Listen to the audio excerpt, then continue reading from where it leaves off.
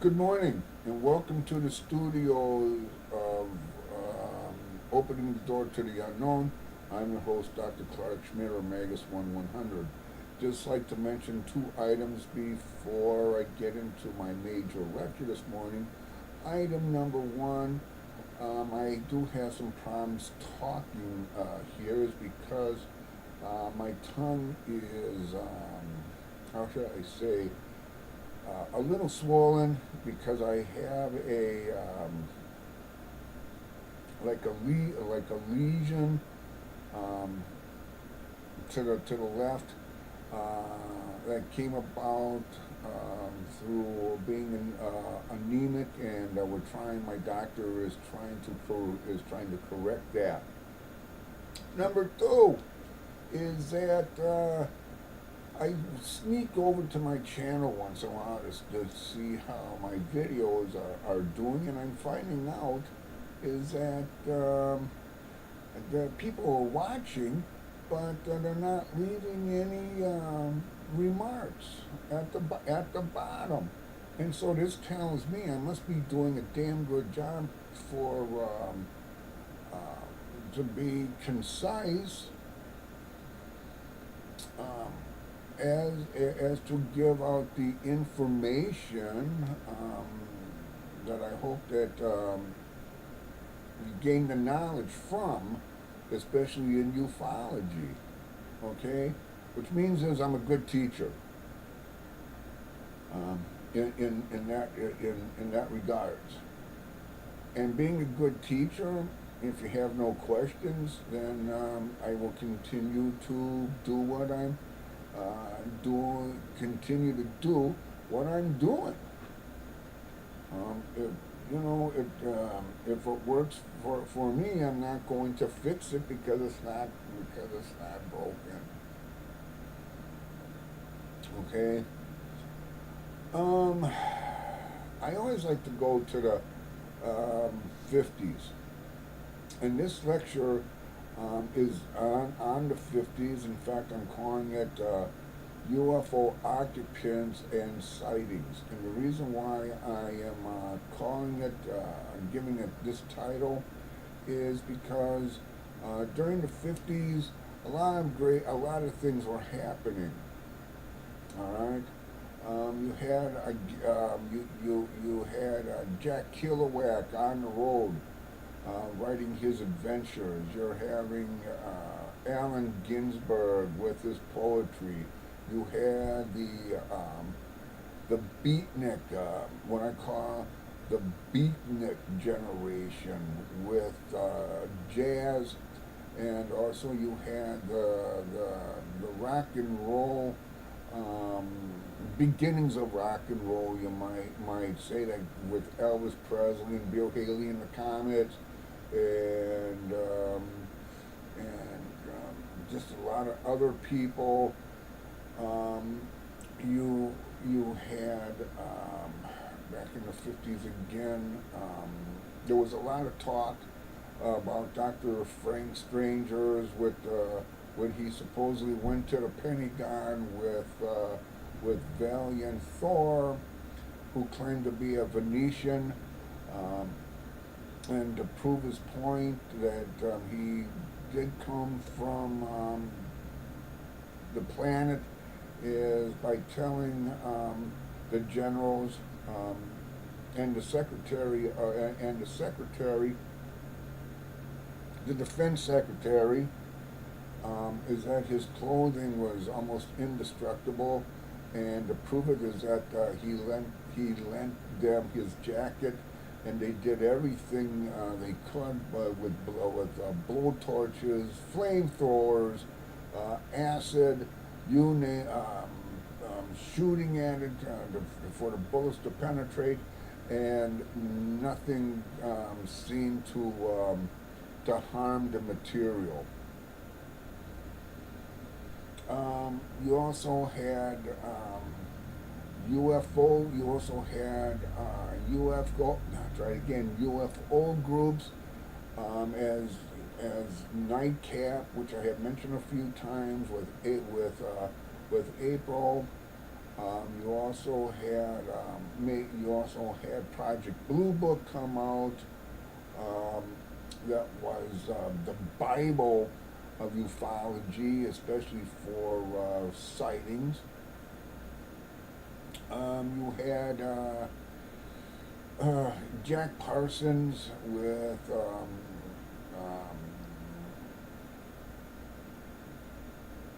Parsons with JPL, Jack Parsons Laboratory in Pasadena, um, for creating rocket fuel. Um, I mean, you also had the first time people ever heard of Men in Black coming from Gray Barker and Jim Mosley and Albert Bender okay. People were writing books on the metaphysical, um, the Brody Murphy affair, where I talked about reincarnation. That was back in the 50s as well. So a lot of things were going on in the 50s, but what was really happening again was sightings, close encounters of the first kind, of the second kind, and few of the third kind.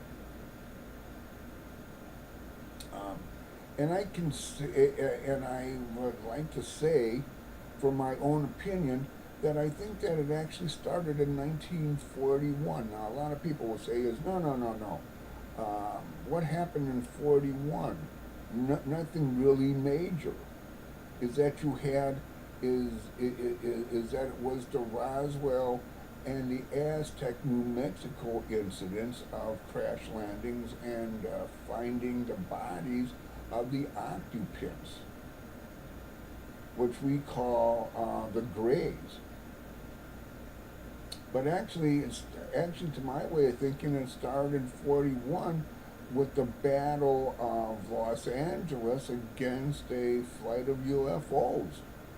And if anybody's seen the movie with John Belushi, is that it was taken from that particular battle in Los Angeles, California, with the army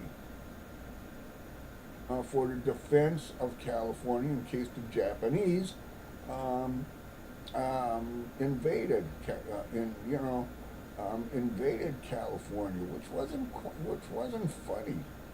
I mean, yeah, it sounds funny now. Oh, the Japanese were going to invade California, but something actually did happen though, for one night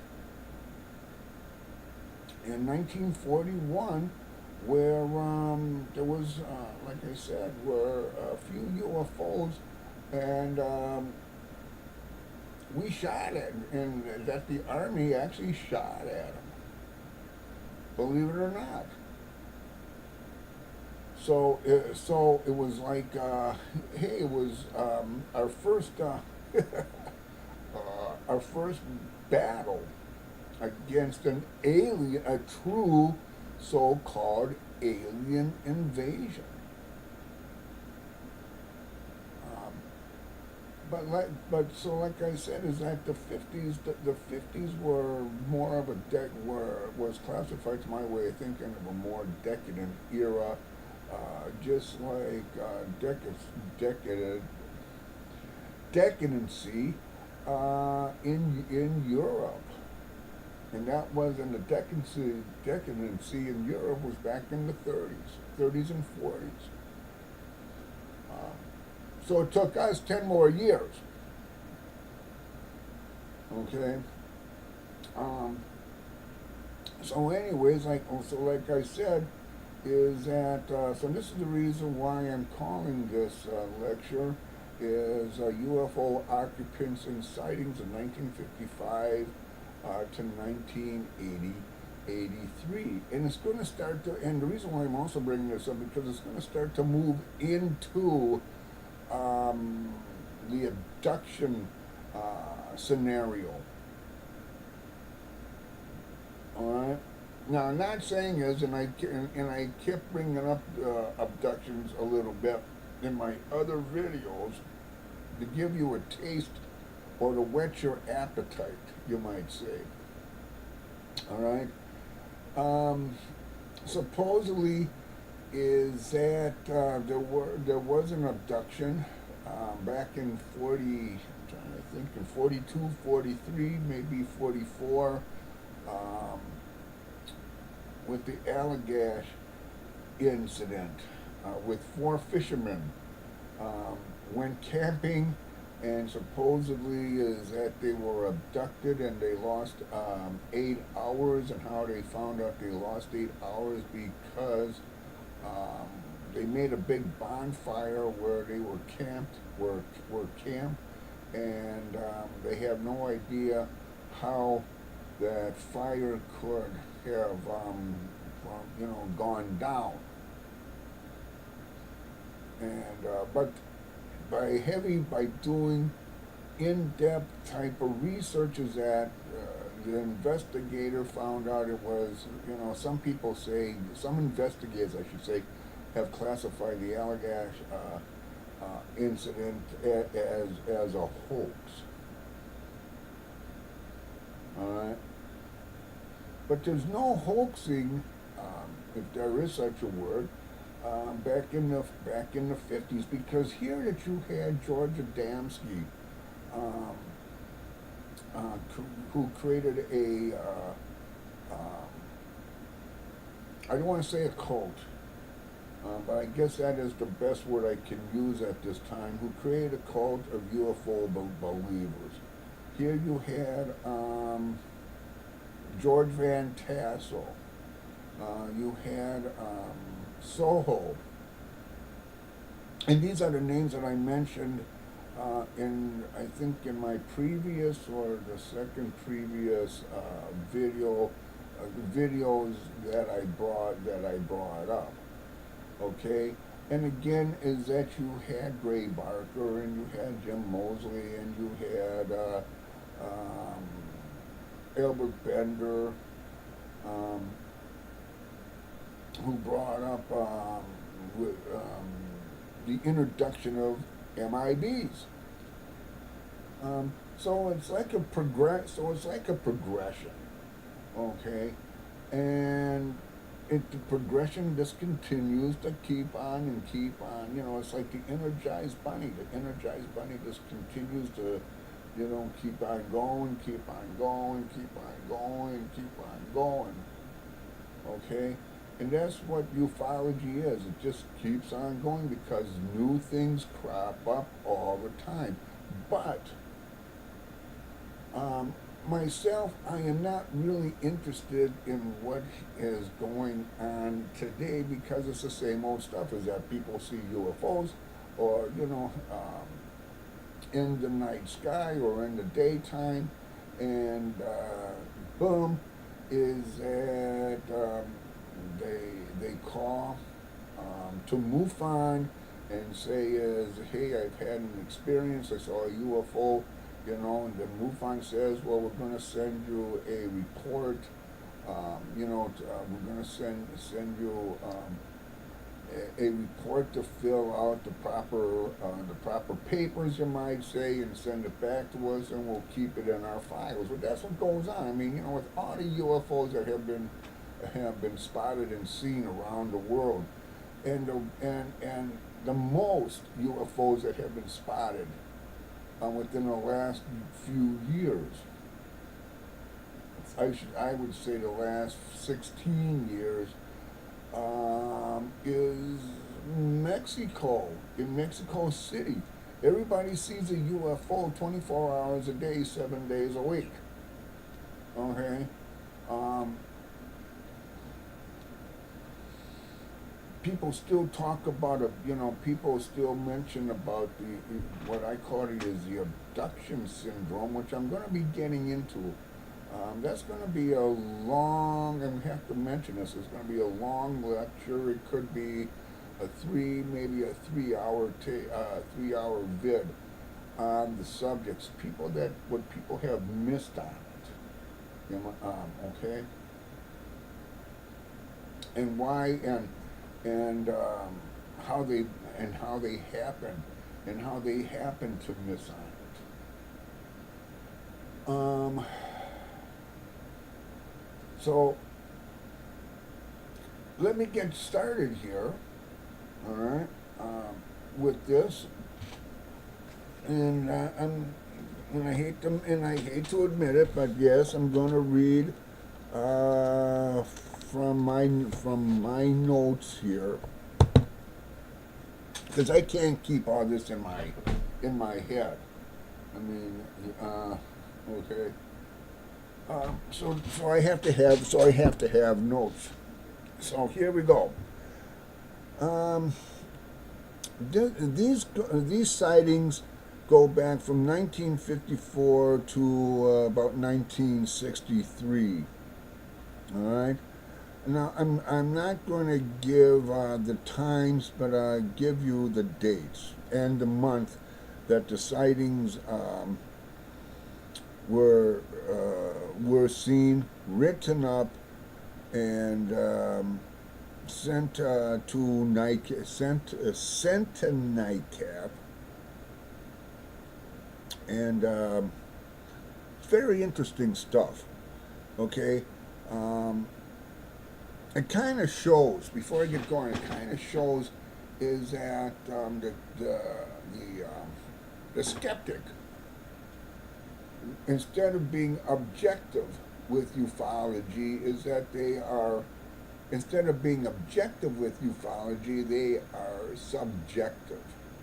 And if you remember, I talked about the difference between objective and subjective when it comes to the parapsychologist, especially working with the medium, for an example, or the person who has psychic abilities,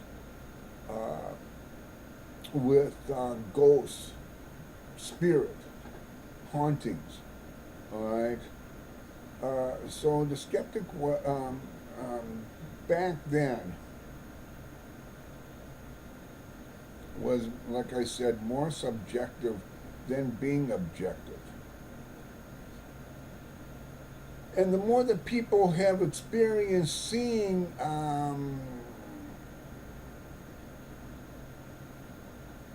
how should I say, not seeing, but experiencing a close encounter of either the first, second, or third kind, all three together, then there's something.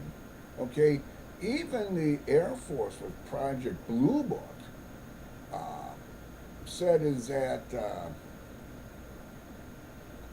98% of all UFO sightings could be explained, and 2% are in that unknown category. Well, the sightings that happened here between 55 to 83 is in that was in that 2% of unknown probability. Okay, so a lot of there was a lot of sightings in France. They must, I mean, I don't know why France was the lead country at the time. All right. Again, getting into France. Like, for an example, let me get into this one going to October 15th, 1954 in France. One human in coveralls, two dwarf-like beings, a luminous object over road.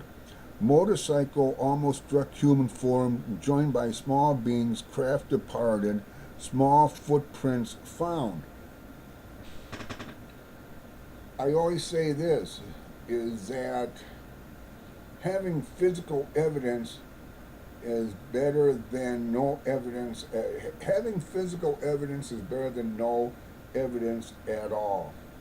If you have the physical evidence, then you know is that it actually occurred. Okay, it's like a murder. Yeah, the bodies are. I mean, the person shot or stabbed. The body's laying on the ground with blood protruding. Surrounding the body, and the police walk in. They see the body, and the person could say is, well, the person's sleeping.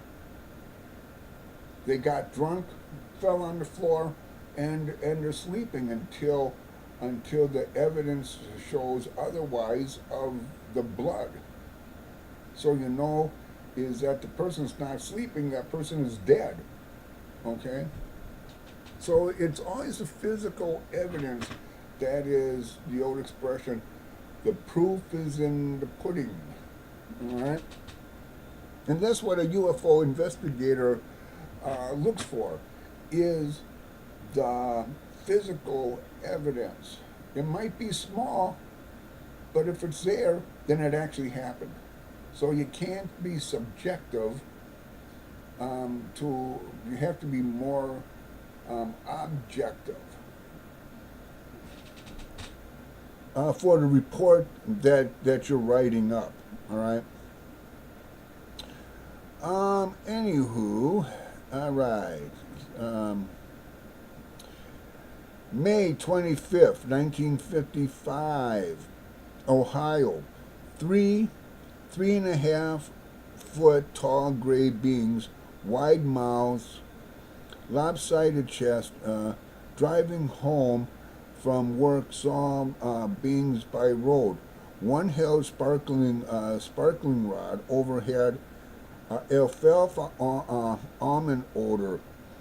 Ground observer core, a UFO sighting earlier that evening.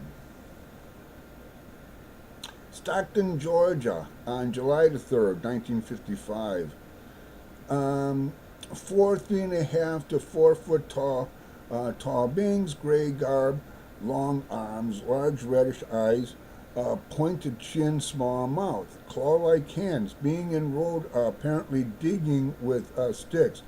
Witness swerved car to avoid hitting them. August 22nd, 55, in Kentucky.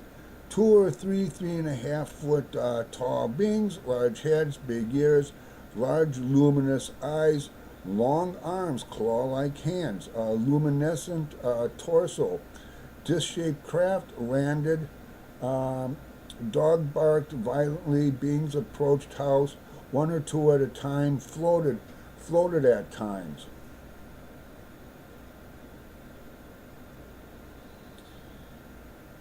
Tennessee, on November 6, 1957. Four human looking beings, unintelligible vocal sounds, entered cigar-shaped craft on ground as if walking through glass. Took off silently. Elliptical imprint 5 feet by 24 feet found in grass. There's some good physical evidence right there. On November 6, 1957, this is in New Jersey. 2.5 to 3 foot tall beings, green garb, putty-colored face, chin, large bulging eyes. Man saw 9 to 12 foot long, luminous, egg-shaped UFO confronted by a being who spoke in broken English. Well, here was, I think, could have been the beginning of a chance meeting with an occupant. So we could actually classify that as a CE3 instead of a 2. So like I said, it just gets better and better all the time. More progression. All right. Let's see here. Mississippi. November the 7th, 1957, three, four and a half, three, 4.5 foot tall beings, gray garb, dark hair, pasty white faces, driver blocked by large gray egg shaped craft on road. Door opened, beings emerged, made chattering sound, craft departed straight up at high speed. December 16th, 1957, uh, in Saybrook, Connecticut. Been there a few times when I was stationed in New London, especially on a Sunday afternoon, some little great little bars. Um, the ambiance, fantastic. Um, Anyways, let's see here. Okay, two robot-like beings, uh, squarish heads, one arm upraised, visible through windows of 20 to 30 foot long ellipse, hovering near house. Craft glowed. Windows vanished. Took off. Okay, 1964 to 67. Let me see here.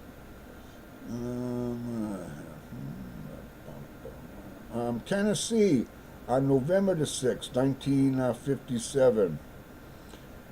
Um, Everett Clark saw beings apparently enter a craft through its side without benefits of a door. Some of these features were reported before abduction reports.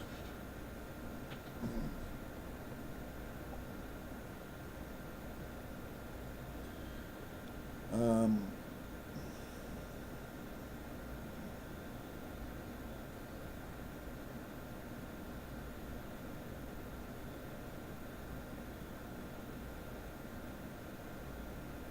okay, and with this one going on November the 6th, 57, it says some speculative questions are these. Were some clues concealed in the numerous occupant reports suggesting a change in the behavior or a strategy of the presumed aliens landing upon to increase abductions of human beings? Can a progression of occupant sightings, passive encounters, aggressive encounters, and abductions be traced? Did the growing rate of abductions signal the end of some previous phase of activities?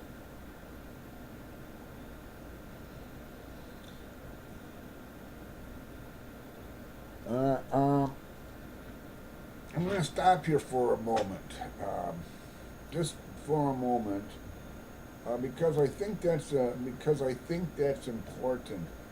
Um, I wasn't actually going to get into the presidents of Eisenhower, Eisenhower. I really don't want to say Truman. Truman is with the MJ-12. Truman's with MJ-12. Um, how can I say? Um, how do I want to say this with MJ-12? Um,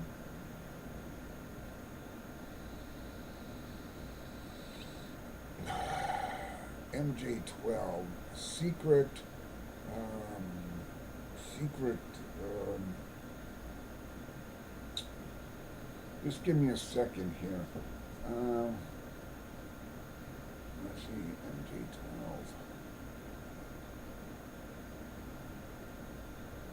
All right, with the MJ-12, with the MJ-12, I'm going to have to say through MJ-12 investigations. Okay, um, the MJ12 actually started with supposedly with the Roswell and Aztec crash incidences of 1947. I'm not too. I am not up to par with MJ12. Stanton Freeman has been doing. Stanton Freeman and a few other people have been investigating and doing heavy research with MJ12. Um, so that's why it's a little bit hard for me to come up with a word that I would like to use, but I just can't because, like I says, I'm really not up to par with MJ12. But I do know this with the presidents after Truman, who formulated the MJ12 committee, all right, we'll call it like the MJ12 committee, is that a lot of strange things happened with Kennedy, Kennedy and Nixon and Reagan. Um, I don't think that Ford was really had anything.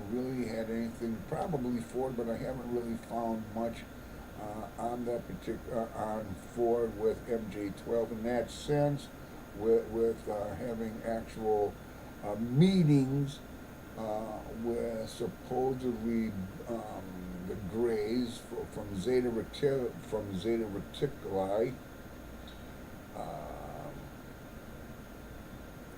I know Carter did. Um, Clinton, all he said is that he saw a UFO, but he also could have had meetings, who knows, um, with particular beings. Um, but I'll be talking about that later. I'll be talking about that later on.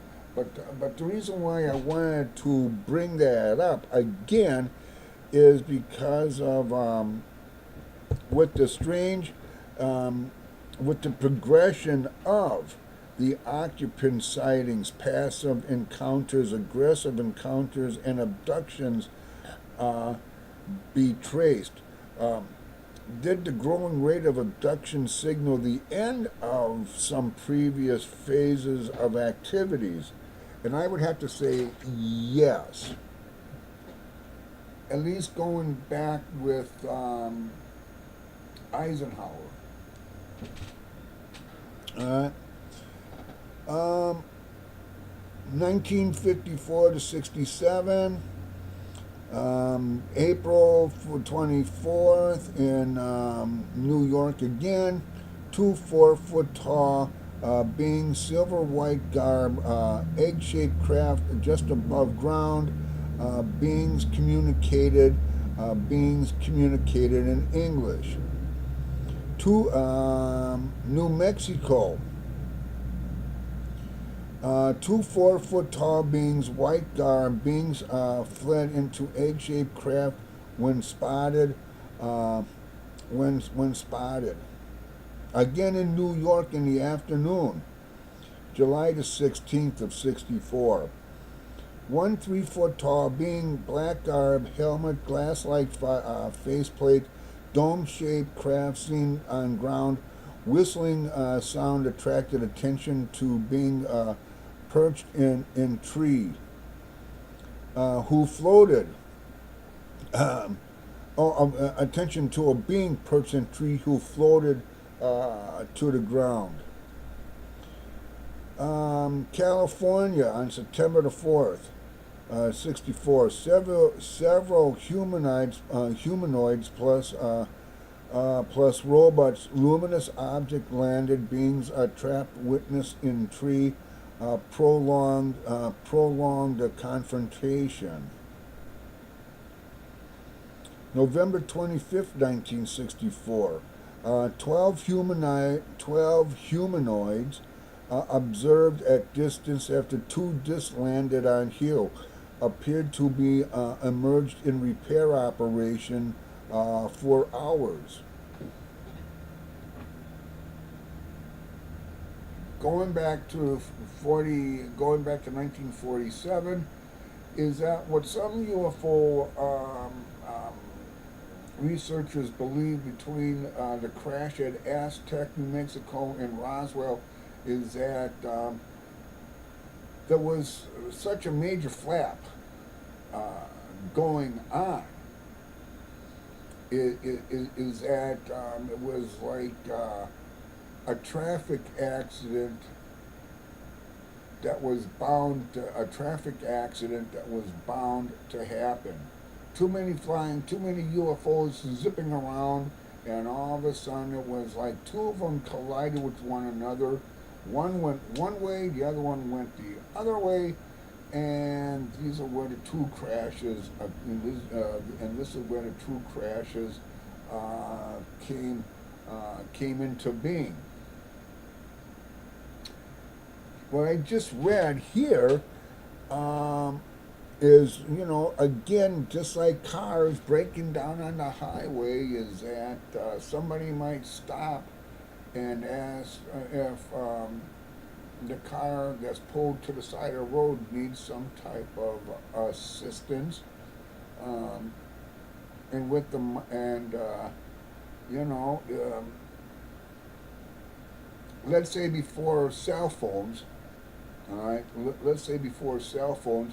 So somebody's car is malfunctioning, pulls over to the side of the road, and cars are going back and forth, back and forth, back and forth, and all of a sudden one decides to stop, pulls over, and offers assistance to the person that has pulled over. That car is decommissioned for the time being. Well, again, could happen with this type of sighting with the two UFOs, is that needed some type of assistance.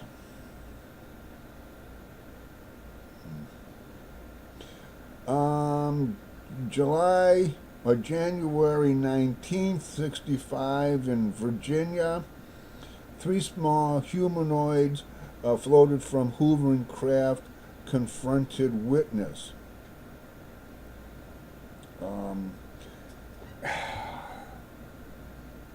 a lot of people, um, supposedly, all right, I'm not going to say this is subjective, but I will again say it's more objective in the sense is that a lot of witnesses have claimed that before they were abducted, is they happen to see beings come in, like a being or two coming into the bedroom, floating in through the walls, uh, and take, and all of a sudden, before a person knew it, they were out of bed and aboard ship.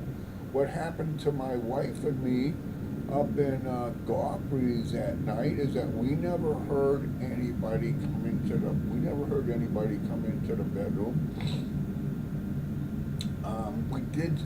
We saw them, and they looked like humanoids, or what we call is Nordic. And one came around to my wife's side of the bed and was going and did what it did, and took the film, and all of a sudden, as quietly, like stealth, boom, disappeared. Okay. So there's been a lot of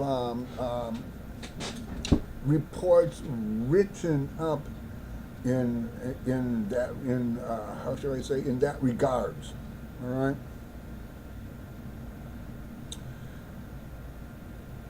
All right. Let's see here. We want to get into. Let's see, France again, Peru.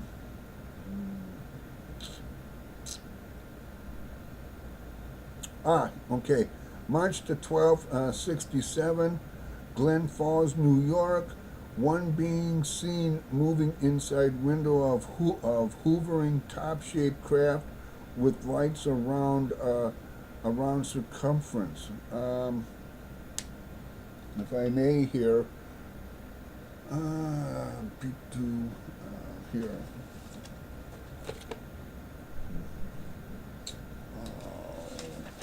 Yeah, this one.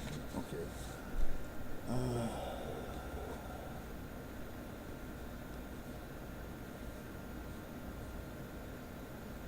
All right, now, as you can see here, right here, okay, right here, this is the elliptical UFO that many people see, and here are the portholes, okay, right here are the portholes, and what they see is that if the UFO is, say, like a treetop level, um, or has landed, is that they will see the lights shine through the porthole. So this is what they're talking about here. Mm-hmm. Let me see here. Oklahoma. One human-like being and elongated craft with flashing lights encountered on road, being entered it and took off.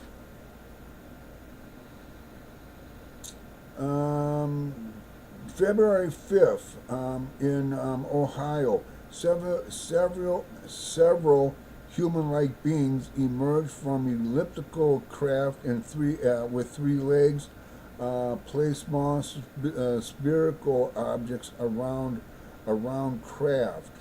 Now, when it says like three legs, um,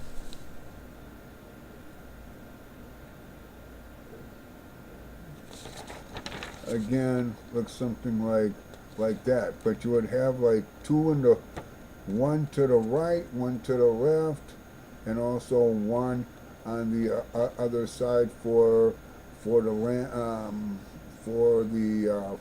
what they call the landing pads. Okay, again, good physical evidence to find in soft ground. Let me see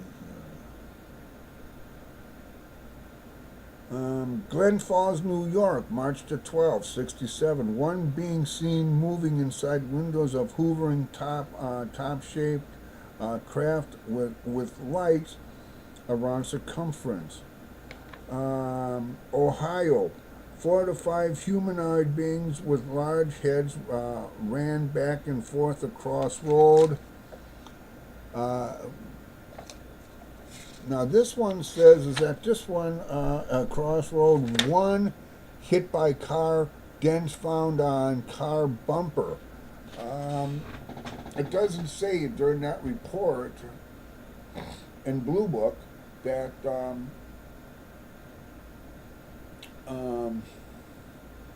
they found the body. Okay, it's just like how should I say? It's like Bigfoot. Is that there's a lot of cryptozoologists that are out there in the state parks around the United States trying to find any type of evidence of Bigfoot, and yet they haven't found a body. They heard they have taped noises coming from the being itself, but they never have found any scat. They never found any bodies. So what happened to this? So what happened to this being that got hit by a car? Nobody knows. Let me see here. Titusville, Florida, July the 20th, 67. One humanoid visible inside disc with dome, square windows as craft flew low past house. Again, July the 31st in New York, in 67, two small beings, shiny black garb, Saturn-shaped craft seen near ground in truck headlights. beings aborted, took off straight up.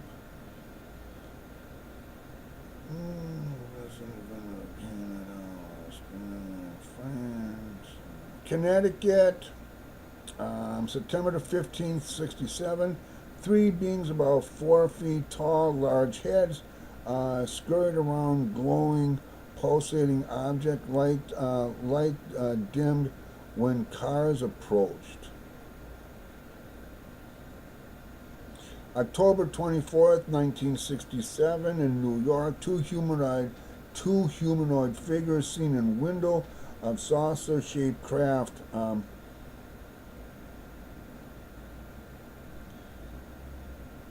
This was called the Dyad. This was called, and again, it's something that I really didn't do much reading up on, but it was called the Dyad case. So if you want to look that up, it's probably on the internet. Just try on the internet someplace, and that's DYAD, and that again was October 24th of 67 in Newfield, New York.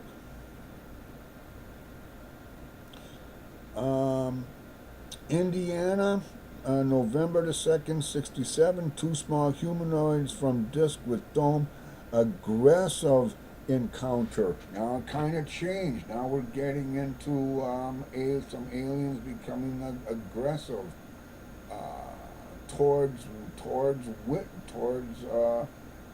a witness. Again, this is progression. Okay, why would this particular being become aggressive? Did the witness do something um, to cause that type of confrontation? Who knows? Um, but it reminds me, uh, um, since Halloween's coming up here within the next couple of weeks, is that it reminds me of 1938? Was it 38 or 30? 1938, 35. Maybe it was 35. It was either 35 or 38. I can't just quite remember the day, the year, but I do remember it was the Mercury Theater in New York with Orson Welles, with War of the Worlds. Is that he did such a grand job? Is that people in this town that they picked for the battle actually believed is that a battle was actually going on between humanoids and EBE.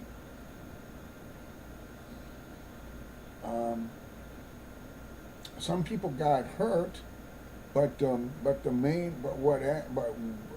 main thing that happened is that people in the town itself actually or shot the hell out of their water tower.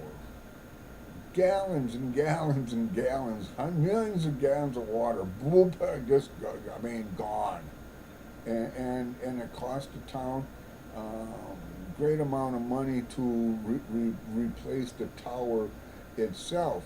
So who are actually the aggressors? We, in that sense, or the so-called EBEs that were invading this town.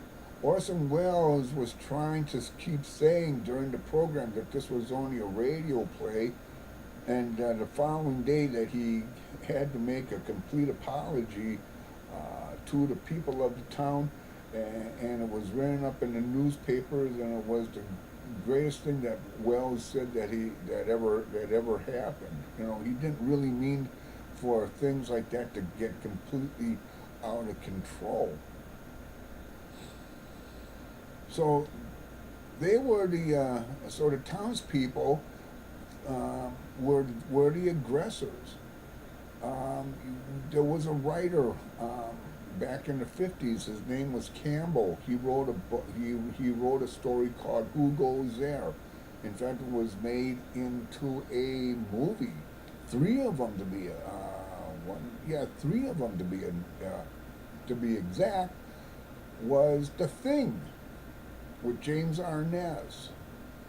All right, and again, the scientists up in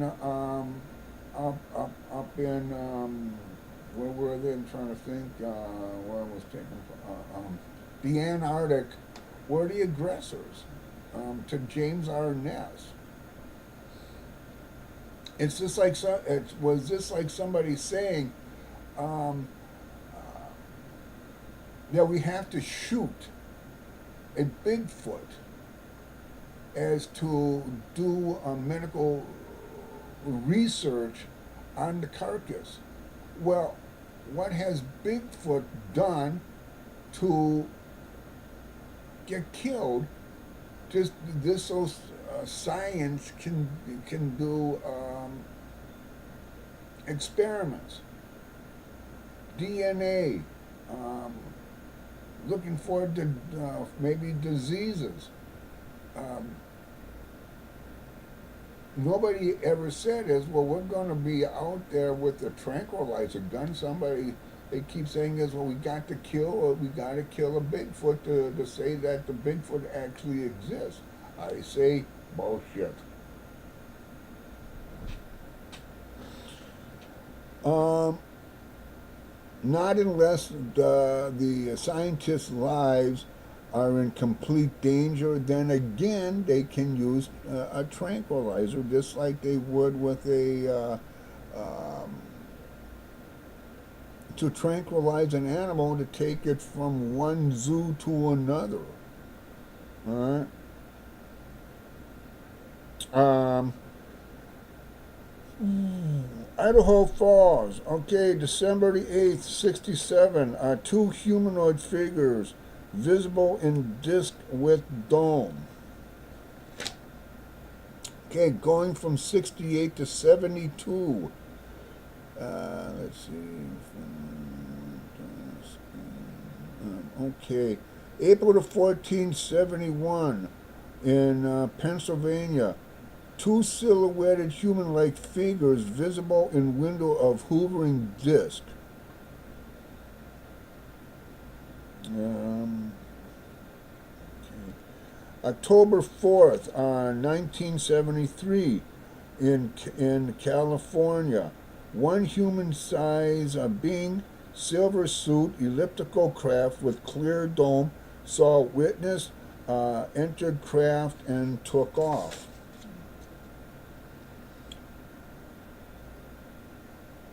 October 11th, 73. Mississippi. Two robot-like beings, abduction case. Okay. I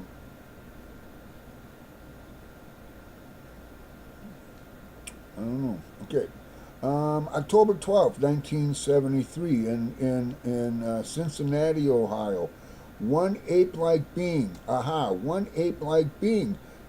Featureless, large waist, no neck, visible in dome-shaped object on or near the ground. Well, doesn't that sound like a Bigfoot?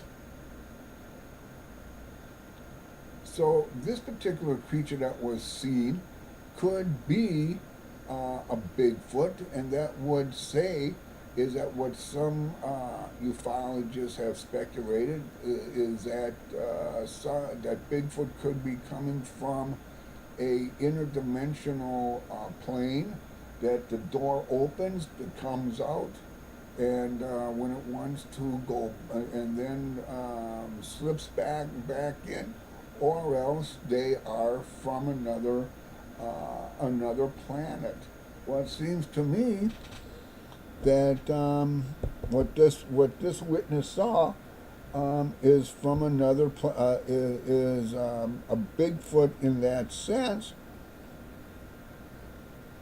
riding in a UFO.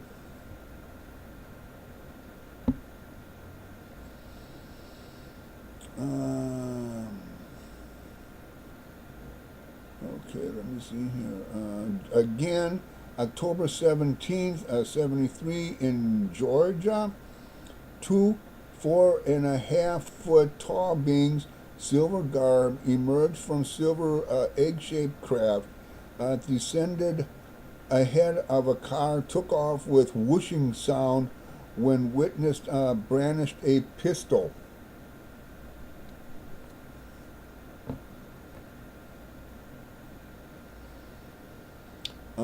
October 1973, again in Georgia.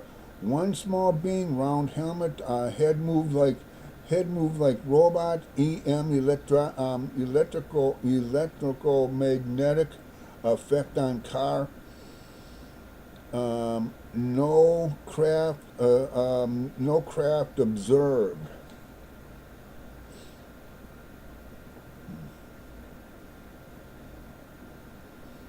Um, Ohio, October 19th of 73.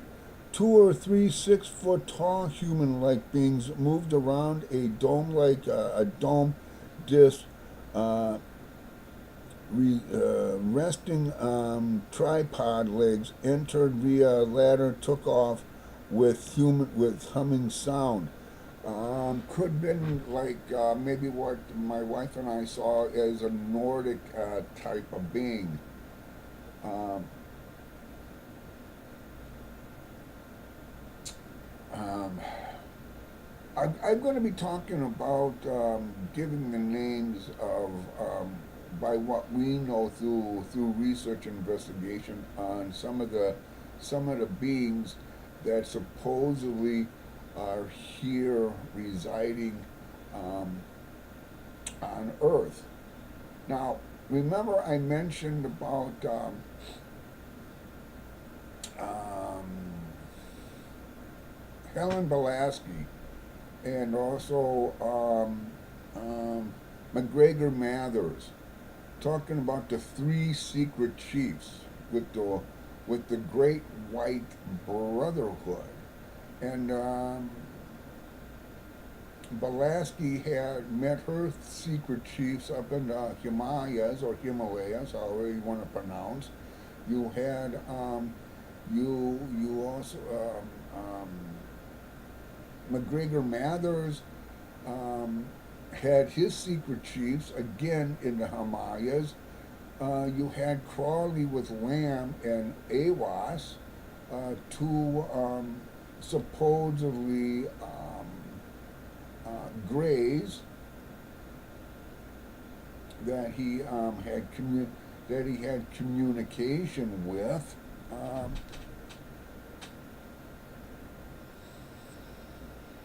Um, so there's something really. I mean, all I can say is there's something's been going on for years and years and years, and I don't think it's going to stop.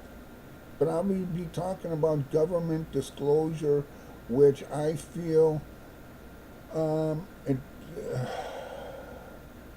in some way it has been disclosed that alien beings have been on this planet. Okay, but I'll get into that much later on down the line. October 19th in Ohio.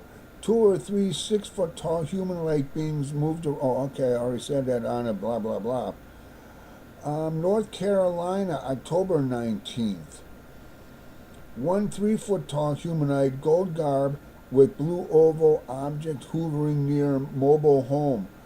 Family dog frightened, ran away until next day. Uh,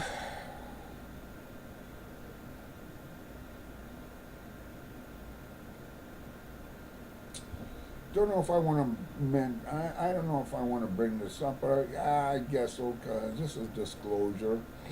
Is that this was just a couple nights ago, or a couple mornings ago? Is that down here where I reside? Is that a lot of sightings? Um, I would say within the last year, have taken place. In fact, where my sister lives, um, is that in her neck of the neighborhood there has been 3 or 4 sightings. In St. Petersburg there has been sightings. Pinellas Park, there has been sightings. Tampa has been sightings, and I saw a sighting myself at 4 a.m. Um, um, Saturday morning at Saturday morning at 4 a.m. Now here's the thing, all right, and I didn't want to really mention this, but John Bigelow, who has actually I felt has bought out MUFON since he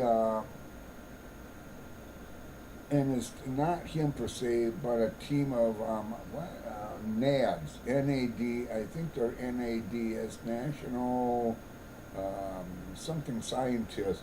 Anyways, is that Bigelow sent a team of researchers out to a ranch called the Skinwalker Ranch, and have completely, at that time, buttoned the place up, which means is no trespassing. There was they had no trespassing signs, armed guards, and other malarkey that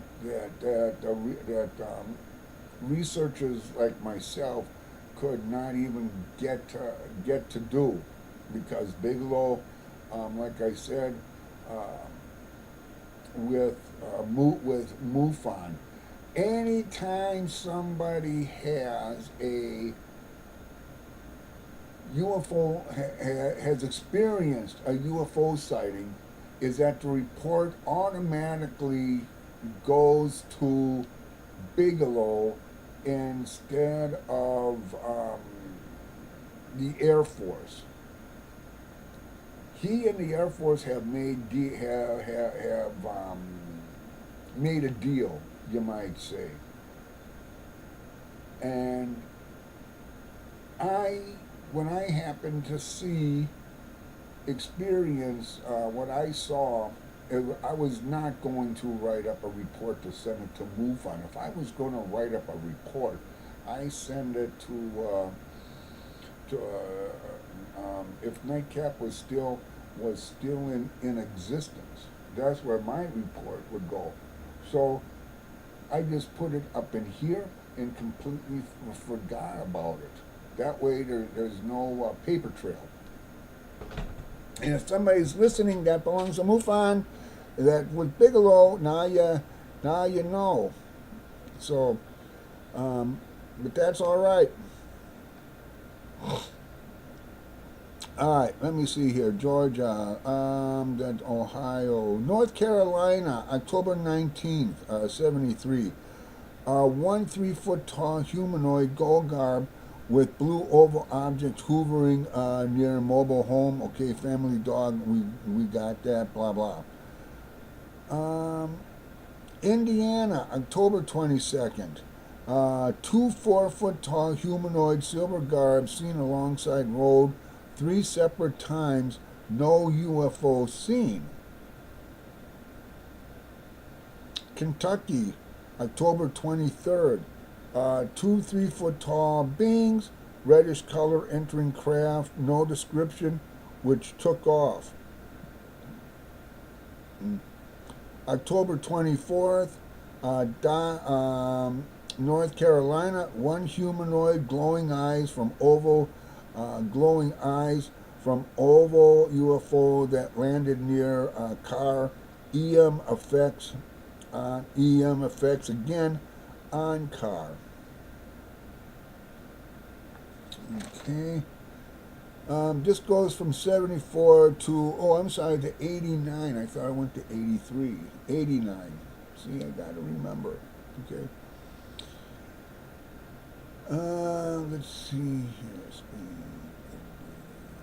Pennsylvania, May the 7th, 1974. Um, Three small beings, gray skin, clawed hand, descended from disc-shaped craft with four legs atop hospital, made squeaky vocal sounds, saw witnesses, re-entered craft and took off. January 12th, 75, in New Jersey. 8 to 10 3.5 foot tall beings with dark arm helmets emerged from underside of low hovering disc with lighted windows, took samples from ground.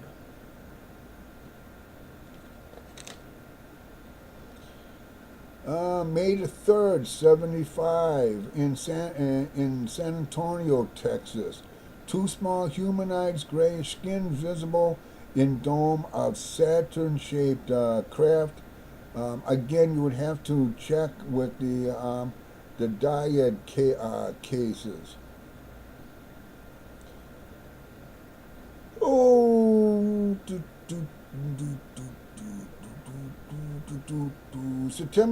November the 7th, 75 in New York. Four beings with dark eyes, diagonal marks on side of head, surrounded campers, reacted to light, faintly luminous structured craft, seen possible abduction. Now we got to remember that sometimes at the report that people who are filling out the reports don't give full information. Why? I don't know. Uh,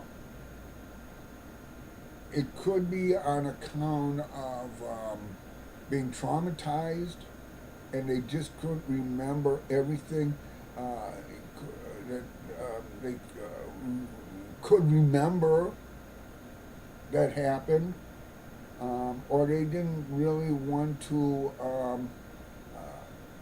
get into full detail.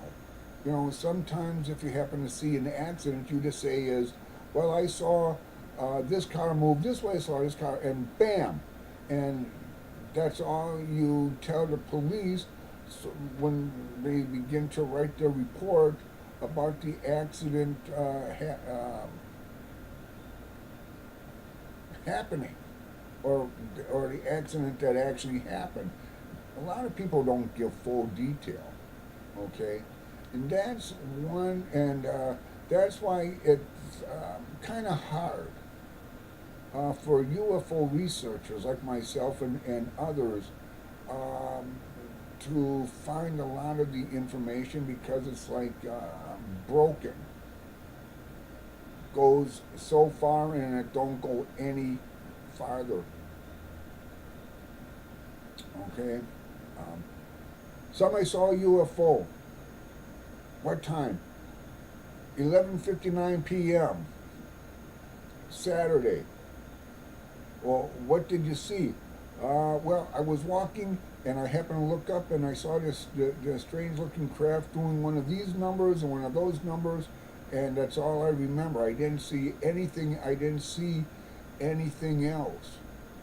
It was okay.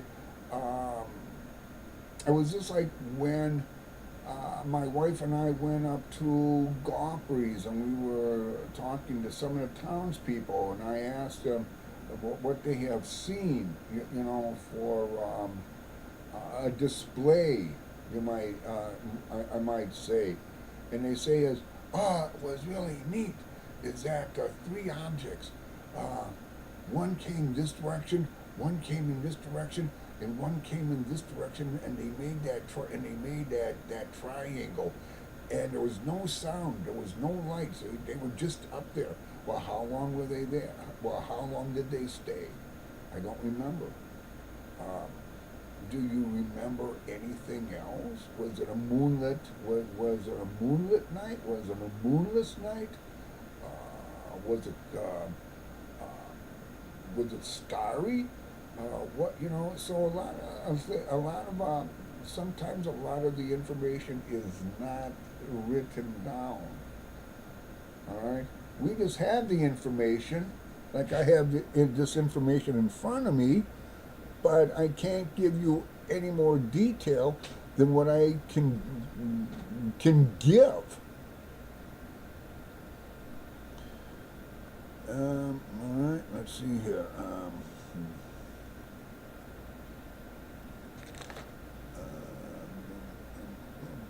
October 8th, 1978. Um, Nebraska. Two 5 to 6 foot tall beings descended in light beam from hovering UFO shaped like one plate inverted on top of another. Loud buzzing sound. Beings collected earth and plant samples.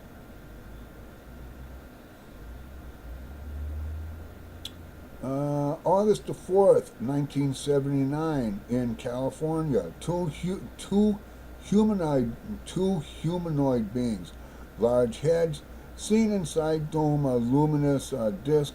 Again, see the dyad abduction case. All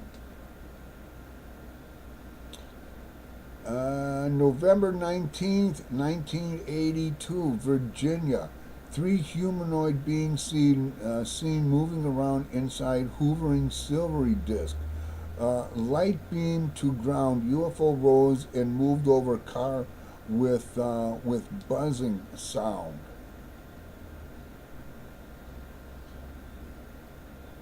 September 1st, 1987, in Washington. Two humanoids visible inside hovering round object that moved over children, beamed light onto them. This could have been a close encounter of getting into some type of abduction case. Again, don't know. Okay, it's just what the report, what was written at that time. So the investigator could contact a person after they send in the report and say, "Well, do you know anything else? Did you feel is that did you have a sneaky hunch, or did you feel is that the kids, by seeing that beam of light, did you feel is that they might have been abducted? Who knows?" That's what they would say. Who knows? The incident could have lasted 30 seconds, or it could have lasted 10 minutes. Who knows? All right.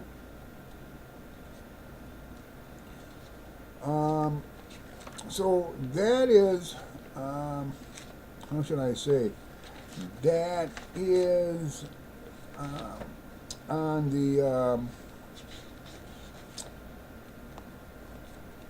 the site,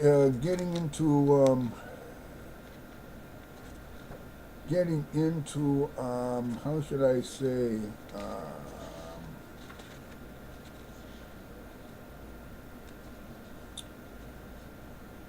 how should I say, sightings, occupation, occupants within the craft themselves. Now remember, this started in 1950. Again, this started in 1955 until 89. Then again, with the progression, now comes the fun part, going with the what people would say is the first abduction case with Betty and Barney Hill. Um,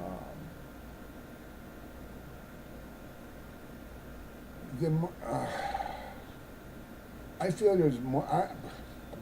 I feel there's more to abductions than that. But like I said, I'm definitely going to be talk. I'm definitely going to be talking about alien abductions. But before I do, again, I'm going to write. I'm going to be talking about the presidents um, who have,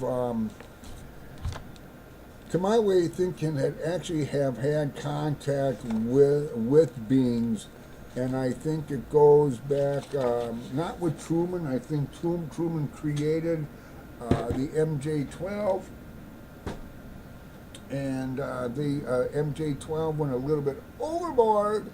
And when I talk about Kennedy and his experience his experience of extraterrestrials, and I might even be talking about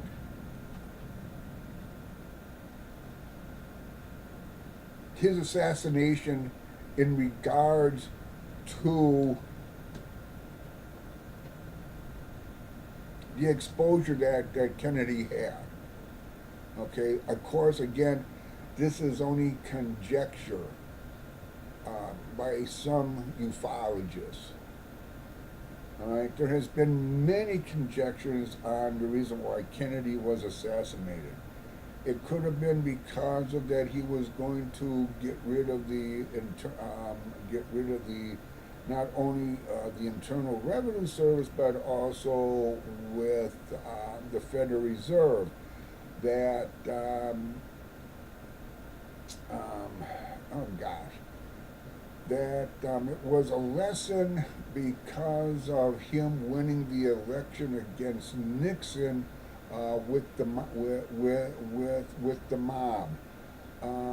Again, with connection of MJ-12 with his dealings with an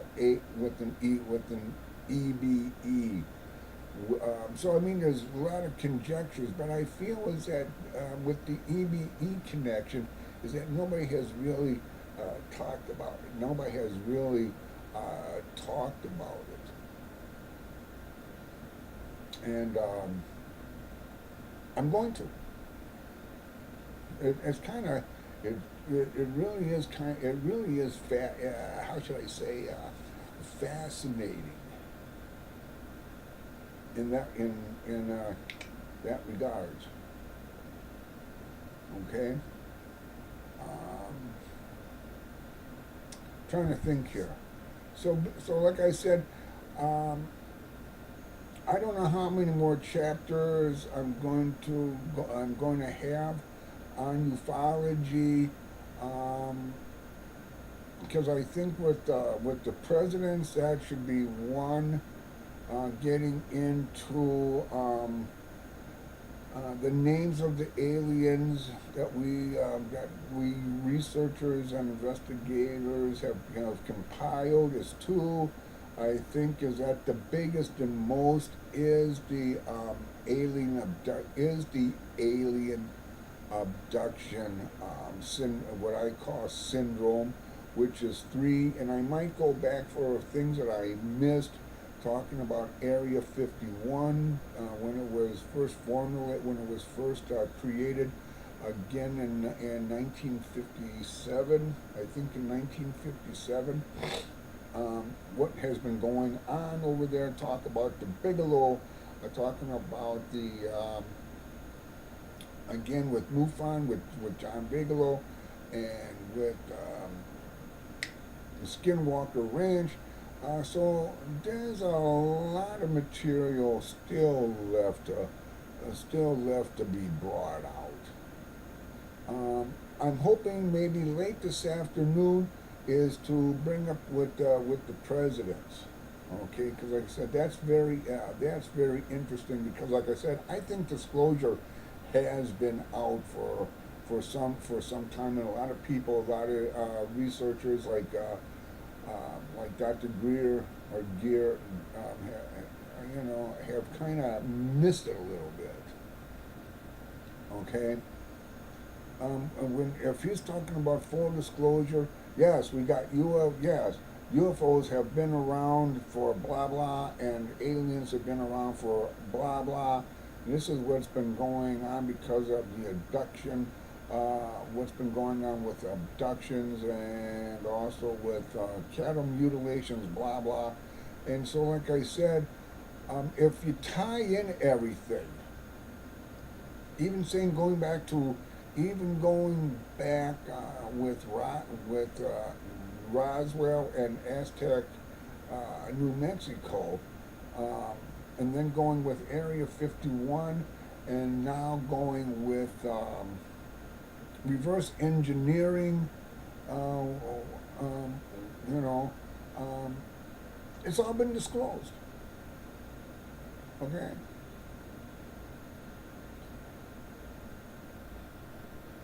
There still might be some secrets, top secret information. I'll never know. I don't think a lot of the UFO investigators, researchers will ever know. But again, it's all, again, some of it's a lot of conjecture, trying to put the puzzle together here. But like I said, um, disclosure, yeah, okay. Anyways, that's my take and my belief. I could be right, I could be wrong. I might be getting a knock at the door or some other nasty little thing and stuff. I have no idea. Um, but then again, if I was in the 50s, um, you know, doing this, is that probably get that knocked at the door with like Gray Barker. I mean, with um, with Mosley and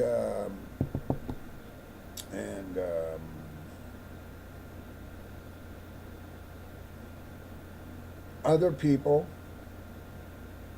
Who knows? Okay, don't know. With that, I say adios.